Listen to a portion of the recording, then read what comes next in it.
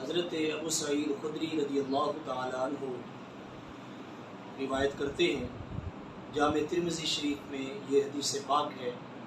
کہ حضور سید دو عالم صلی اللہ تعالیٰ علیہ وآلہ وسلم نے ارشاد فرمایا، اذا اصبح ابن آدم فإن الأعضاء كلها تكفر اللسان فتقول اتق الله فينا فإنما نحن بك فإن استقمت استقمنا وإن اعوججت اعوججنا، او کما قال علیہ الصلوۃ والسلام کہ سرکار دو عالم علیہ الصلوۃ والسلام نے ارشاد فرمایا کہ جب ابن آدم صبح کرتا ہے تو جسم کے سارے اعضاء جو ہے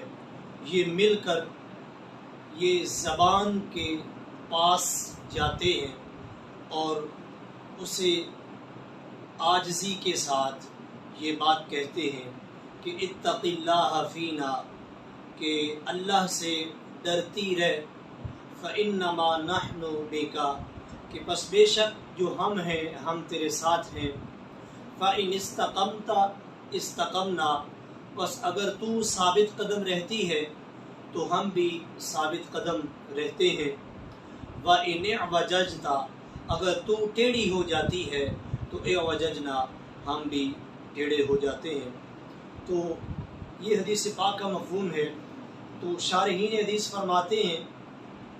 کہ یہاں زبان جو ہے اگر وہ سیدھی رہ جائے تو سارے اعضائے جسمانی جو ہیں وہ بھی درست رہتے ہیں۔ اگر زبان ذرا سی ٹیڑھی ہوتی ہے، اس سے کوئی بڑے بول نکلتے ہیں، تب بھی اللہ کی پکڑ میں آ جاتی ہے۔ جب یہ کوئی گالن گلوچ کرتی ہے تب بھی خداوند اللہ تبارک و تعالیٰ کی ناراضگی کا سبب یہ بنتی ہے۔ اسی طرح سے بہت سارے کثیر معاملات ہیں کہ جس کی وجہ بنیادی جو ہے اس کا سبب یہ زبان بنتی ہے۔ کہ سرکار دو عالم علیہ الصلوۃ والسلام کی ایک اور حدیث پاک کہ آقا دو عالم علیہ الصلوۃ والسلام نے ارشاد فرمایا، من ادمن لی ما بین لحییہ وما بین رجلیہ ادمن لہ الجنہ، او کما قال علیہ الصلوۃ والسلام، کہ جس کا مفہوم یہ ہے کہ وہ شخص جو مجھے دو چیزوں کی ضمانت دے دے۔ اب وہ دو چیزیں کون سی؟ سرکار علیہ الصلوۃ والسلام نے فرمایا وہ جو دو جبڑوں کے درمیان ہے اور دوسری وہ جو دو ٹانگوں کے درمیان ہے،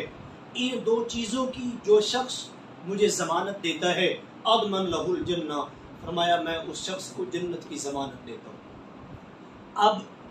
یہ بات روز روشن کی طرح عیاں ہے کہ جو دو جبڑوں کے درمیان ہے وہ زبان ہے اور جو دو ٹانگوں کے درمیان ہے وہ شرمگاہ ہے، کہ کس قدر حدیث پاک میں ان دونوں کی حفاظت جو ہے اس کا ذکر فرمایا، اور یہاں تک فرما دیا کہ جو ان دو چیزوں کی مجھے ضمانت دے دے میں انہیں اس شخص کو دو چیزوں کی ضمانت پر جنت کی ضمانت دیتا ہوں۔ تو یہاں سے زبان کو قابو میں رکھنے کی کتنی ضرورت ہے اس کا اندازہ بخوبی لگایا جا سکتا ہے کہ سرکار دو عالم علیہ السلام نے فرمایا کہ زبان ہو جو اس کو اپنے کنٹرول میں رکھ لے، اور اسی طرح جو دو شرمگاہ جو ہیں، دوسری چیز شرمگاہ ہے کہ جو اس کی حفاظت کر لے۔ یہ دو چیزیں جو ہیں اس کی جو شخص حفاظت کرے گا، میں محمد صلی اللہ علیہ وسلم اسے جنت کی ضمانت دیتا ہوں۔ تو یہ ہے زبان کو قابو میں رکھنا، اور یہ کتنا ضروری ہے انسان کے